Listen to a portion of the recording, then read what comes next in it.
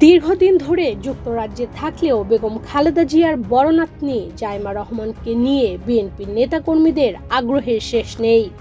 2019 সালে ব্যারিস্টারি পাশ করার পর থেকেই তারেক রহমানের একমাত্র কন্যার রাজনীতিতে আসা নিয়ে চলছে নানা জল্পনা কল্পনা। গত 5 অগাস্ট শেখ হাসিনার পতনের মধ্য দিয়ে দেশে রাজনৈতিক পট পরিবর্তনে আরও জোরালো হয় সেই আলোচনা। কেউ না বুঝলেও আমরা আপনার প্রয়োজন বুঝি, আর তাই তো অত্যাধুনিক ফিচার সম্বলিত বিভিন্ন সাইজ আর কালারের 250-টিরও বেশি ডিজাইন অপশন নিয়ে ওয়ালটন স্মার্ট ফ্রিজ বোঝে আপনার প্রয়োজন। সে আলোচনার রেশ কেটে যাওয়ার আগেই তারেক রহমানের প্রতিনিধি হিসেবে যুক্তরাষ্ট্রের ন্যাশনাল প্রেয়ার ব্রেকফাস্টে যোগ দিতে যাচ্ছেন জাইমা রহমান। বিশ্লেষকদের অনেকেই এই পদক্ষেপকে জিয়া পরিবারের তৃতীয় প্রজন্মের রাজনীতিতে অংশগ্রহণের প্রথম পদক্ষেপ হিসেবে দেখছেন। মার্কিন প্রেসিডেন্ট ডোনাল্ড ট্রাম্পের উপস্থিতিতে প্রেয়ার ব্রেকফাস্টে যোগদানের মধ্য দিয়ে রাজনীতিতে জাইমা রহমানের পদচারণা শুরু হচ্ছে বলে মনে করেন তারা। আগামী 5 ও 6 ফেব্রুয়ারি অনুষ্ঠিত হতে যাচ্ছে মার্কিন যুক্তরাষ্ট্রের বার্ষিক আয়োজন ন্যাশনাল প্রেয়ার ব্রেকফাস্ট। সেখানে বিএনপির ভারপ্রাপ্ত চেয়ারম্যান তারেক রহমান ছাড়াও দাওয়াত পেয়েছেন দলটির মহাসচিব মির্জা ফখরুল ইসলাম আলমগীর এবং স্থায়ী কমিটির সদস্য আমির খসরু মাহমুদ চৌধুরী। তবে মা বেগম খালেদা জিয়া লন্ডনে চিকিৎসাধীন থাকায় তারেক রহমান যুক্তরাষ্ট্রে যাচ্ছেন না।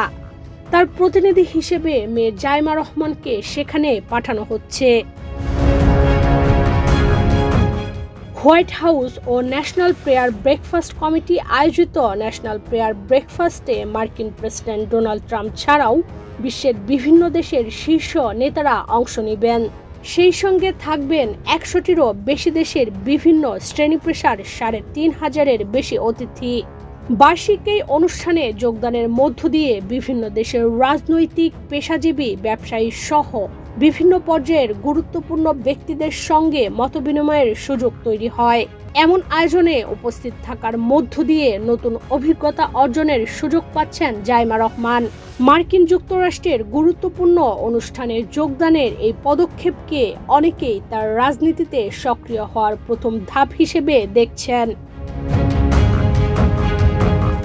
তারেক কন্যা জাইমা রহমানকে অনেকেই রাজনীতিতে খালেদা জিয়ার উত্তরসূরি বিবেচনা করেন। দলীয় নেতাকর্মী সহ রাজনৈতিক বিশ্লেষকদের অনেকেই বিভিন্ন সময়ে জাইমা রহমানের মেধা, প্রজ্ঞা, বিনয় ও রাজনৈতিক দূরদর্শিতার প্রশংসা করেছেন।